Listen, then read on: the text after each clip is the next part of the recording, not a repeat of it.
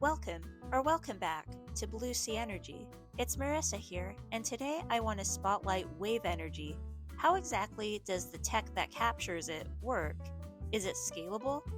And what's the future for it in the US and beyond? The National Department of Energy says that one of the ways we can harness the massive amount of kinetic energy in the ocean's powerful waves is to connect a device floating at the surface or located just below it with an anchor on the seafloor. This is at its most basic level, of course. One example of these devices is the so-called Salter's ducts, named after its inventor, Scottish engineer Stephen Salter, per Core Power Ocean, a European wave energy device developer.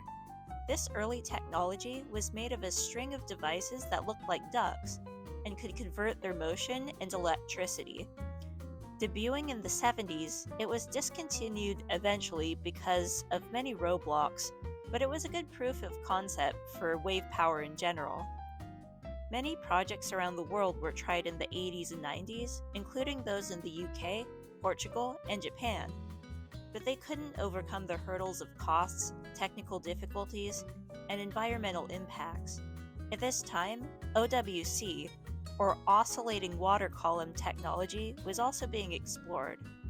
These devices use wave movement to compress and decompress contained air, spinning internal turbines to generate electrical power. This technology was successful. In fact, in 1991, the Limpet, or Land-Installed Marine-Powered Energy Transformer project, was connected to the grid in Scotland on the island of Islay. It was the first wave project to be connected to the grid in the world.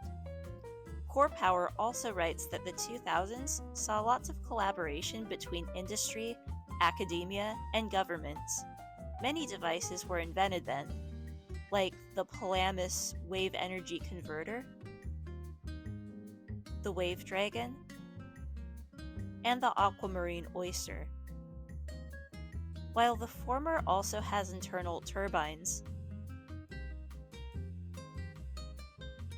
the Wave Dragon directs water to a reservoir above sea level, where it falls and spins turbines, per the Pacific Northwest National Laboratory.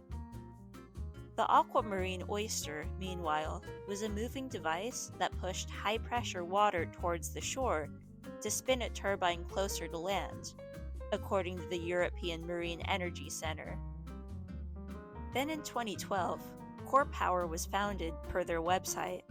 They developed a point absorber wave energy converter, which generates energy through the difference between a moving part at the surface or just under it and a fixed part anchored at the bottom, as explained by Tethys Engineering from PNNL.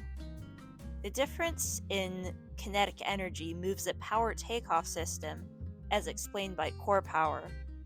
They write that during the last decade, wave power technology has improved in durability, scalability, efficiency, cost, and environmental friendliness.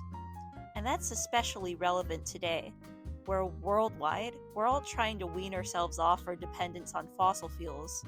About a month ago, Tina Casey from Clean Technica wrote that Democrats in the House of Representatives have proposed a $1 billion spending package to take the U.S. wave energy industry even further. Of course, this funding would be contingent on the upcoming election.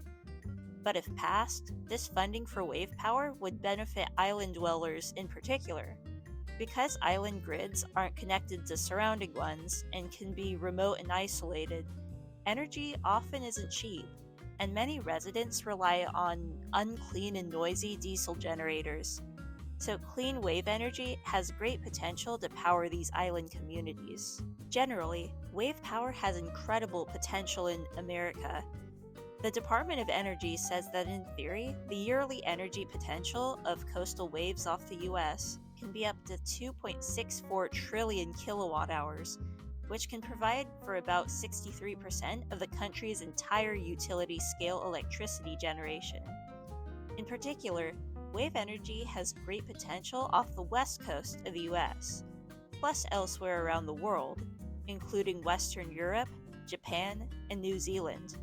Back in America, another candidate for wave device placement could be Lake Michigan, believe it or not. It's home to small island communities that rely on poor power connections and diesel generators, as written by Casey. Wave energy still has a lot of challenges to overcome. As mentioned by Core Power Ocean earlier, these include corrosion, costs, and potential disruptions to sea life. But if this $1 billion funding package passes, it'll go towards research done at the Department of Energy's testing facilities to overcome these barriers and make this reliable source of energy more attainable across the US. This depends on the outcome of the upcoming election. So, of course, there's merit in voting for people who believe in the threat of climate change and support American technological advancement, such as this, to help slow or mitigate the threat. Thanks everyone for watching this video, and a special thank you to my subscribers. If you'd like to subscribe, please feel free to click the subscribe button below the video or the Blue Sea Energy logo on the bottom right. And please don't forget to like this video and click the bell for notifications too. If you've missed it, I made a video about geothermal projects being built faster than usual thanks to a technique from the fossil fuel industry. It's on the bottom left. Of course, I hope you all have a great day and stay positive.